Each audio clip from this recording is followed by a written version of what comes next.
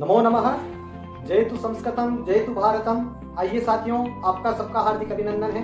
मैं डॉक्टर अभिनव उपाध्याय। आज के इस पाठ में हम सर्वनाम शब्द पढ़ने वाले हैं।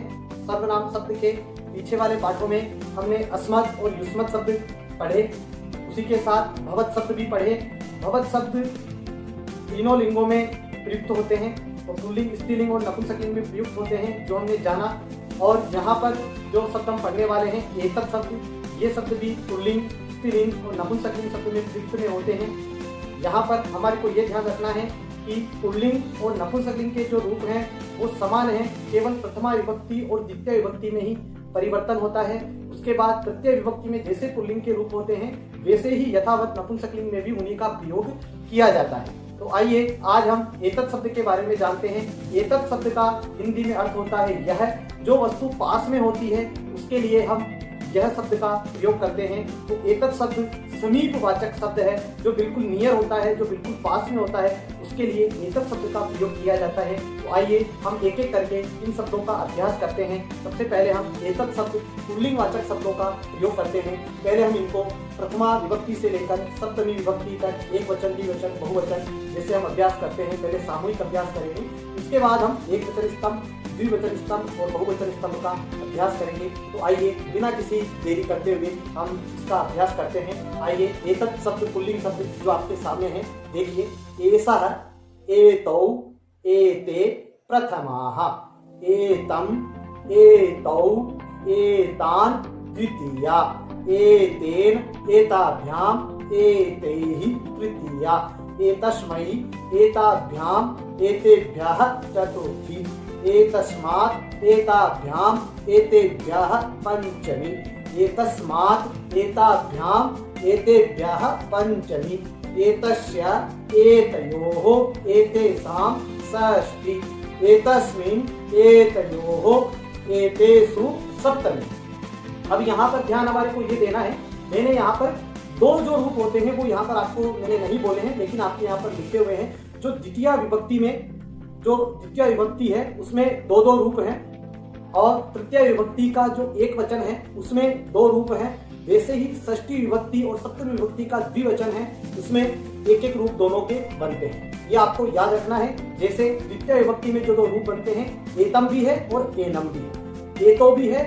एनौ भी है, जैसे ही एतान भी है और एनान भी है। इस प्रकार आप इसको याद रखें। आइए अब हम एक वचन स्तंभ को अभ्यास करते हैं ऊपर से नीचे की ओर, जिससे आपको याद रहे और आप इसी प्रकार से याद करें जिससे आपको अभ्यास रहे। परीक्षाओं में भी इसी प्रकार से प्रश्न होते हैं। तृतीय विभक्ति एक वचन बताइए, सप्तमी विभक्ति बहुवचन बताइए। लेकिन आपको यदि इस प्रकार से याद है तो आप तुरंत लिख सकते हैं, नहीं तो आपको वहां पर याद करने की आवश्यकता होती है। आप सोचेंगे ऐसा है, ये तो इस प्रकार से आप सोचेंगे तो आपका समय खराब होगा। प्रतियोगिता परीक्षाओं में तो आप जानते हैं एक प्रश्न के लिए एक मिनट का भी समय नहीं मिलता है। तो इसीलिए आपको इस प्रकार से अभ्यास करवाने का हमारा उद्देश्य यही है। जो विद्यालय के छात्र हैं उनको भी लाभ है, जो महाविद्यालय के छात्र हैं जो प्रतियोगिता परीक्षाओं की तैयारी कर रहे हैं उन सभी के लिए इस विधि से याद करना लाभ है। ये भी हमने भी गुरु परंपरा से प्राप्त किया है। आइए तो हम इसको जानते हैं। प्रथमा विभक्ति एक वचन स्तंभ हम बोलते हैं प्रथमा विभक्ति से लेकर सप्तमी तक। याद रखें इसमें संबोधन नहीं होता है, आप इसमें संबोधन का प्रयोग नहीं होता है। बहुवचन शब्द जो था उसमें तो संबोधन का प्रयोग था, लेकिन यहाँ पर संबोधन का प्रयोग नहीं है, आप इसको ध्यान रखेंगे। आइए हम अभ्यास करते हैं एक वचन स्तंभ का। एषः, एतम, एतेन, एतस्मै, एतस्मात्, एतस्य, एतस्मिन्। ये तो आपने किया ऊपर से नीचे तक, मतलब इसका अभिप्राय ऊपर से नीचे का प्रथमा विभक्ति से लेकर सप्तमी विभक्ति तक। अब हम करेंगे सप्तमी विभक्ति से लेकर प्रथमा विभक्ति तक, इसका एक एक विपरीत क्रम से भी इसको हम बोलेंगे। तो बोलते हैं, आइए बहुत सरल है, आप मेरे साथ बोलिए। एतस्मिन्, एतस्य, एतस्मात्, एतस्मै, एतेन, एतम, एषः। बहुत अच्छे, बहुत बढ़िया आपने बोला। आइए अब हम द्विवचन स्तंभ को बोलते हैं। पहले प्रथमा विभक्ति से सप्तमी विभक्ति तक, उसके बाद सप्तमी विभक्ति से प्रथमा विभक्ति तक हम बोले। तो पहले हम प्रथमा विभक्ति से सप्तमी विभक्ति तक बोलते हैं द्विवचन स्तंभ को। आइए आपके सामने है एतौ, एतौ, एताभ्याम, एताभ्याम, एताभ्याम, एतयोः, एतयोः। बहुत सरल है। एतौ, एतौ दो बार है, एताभ्याम, एताभ्याम, एताभ्याम तीन बार है, एतयोः, एतयोः दो बार। ये बहुत सरल है। जहां पर दो दो रूप है वो आप याद रखना है, जो विकल्प में रूप है।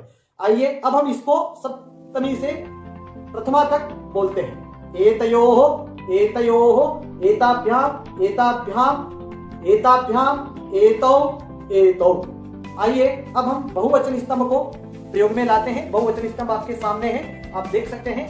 एते एतान एतेहि एतेभ्यः एतेभ्यः एतेषाम् एतेषु।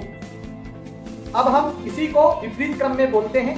एतेषु एतेषाम् एतेभ्यः एतेभ्यः एतेहि एतान् एते।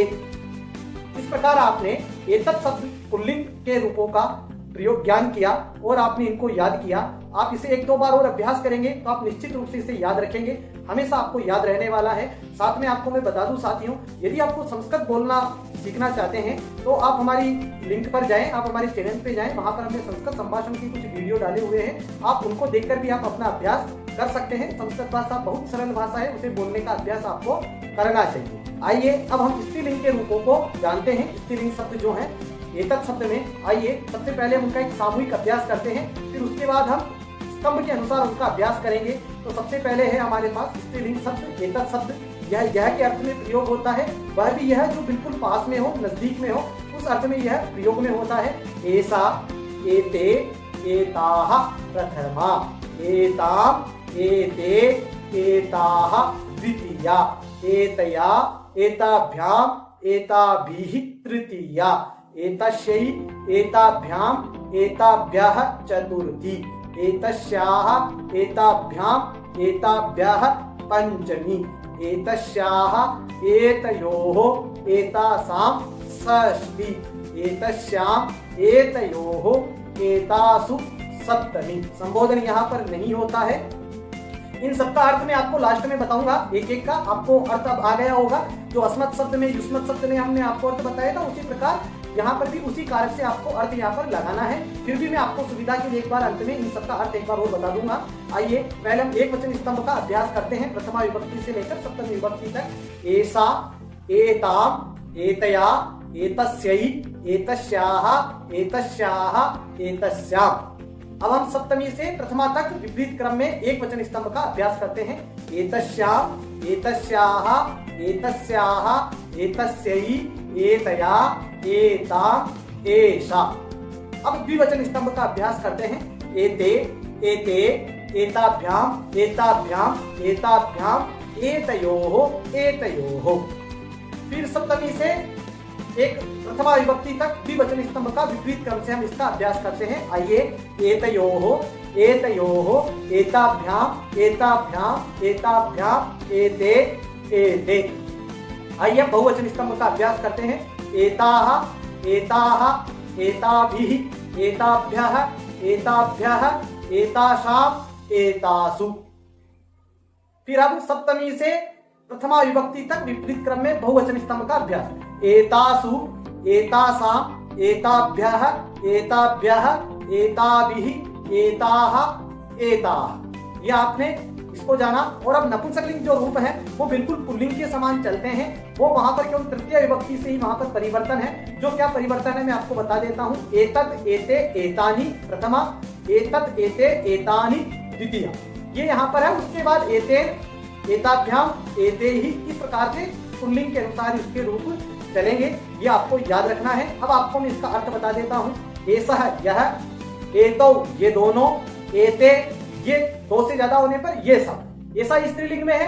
ऐसा यह, एते ये दोनों, एता ये सब। फिर उसके बाद द्वितीय विभक्ति एतम, इसको, एतो इन दोनों को, एतान इन सभी को, एतेन इसके द्वारा, एताभ्याम इन दोनों के द्वारा, एतेई इन सबके द्वारा, एतस्मै इसके लिए, एताभ्याम इन दोनों के लिए, एतेभ्यः इन सबके लिए, एतस्मात् इससे, एताभ्याम इन दोनों से, एतेभ्यः इन सबसे, एतस्य इसका, एतयोः इन दोनों का, एतेषाम् इन सबका, एतस्मिन् इसमें, एतयोः इन दोनों में, एतेषु इन सब में।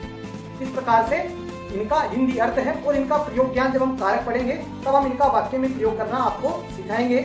और आप इसको समझ चुके होंगे। आप ज्यादा से ज्यादा वीडियो को शेयर करें, लाइक करें, चैनल को सब्सक्राइब करें, अपने सभी संस्कृत मित्रों तक इस वीडियो को पहुंचाएं, जिससे वो आने वाली परीक्षाओं में शब्द रूप से संबंधित किसी भी प्रकार की परीक्षा में गलती ना करें और इससे डरे नहीं। और आप संस्कृत बोलना यदि सीखना चाहते हैं तो मैं इस वीडियो के डिस्क्रिप्शन में अंत में एक लिंक डाल दूंगा, आप वहां पर उसे देखकर संस्कृत बोलना सीख सकते हैं। संभाषण की वीडियो आप वहां से, संस्कृत स्पोकन की वीडियो आप वहां से देख सकते हैं। जय तु संस्कृतम, जय तु भारतम। धन्यवाद।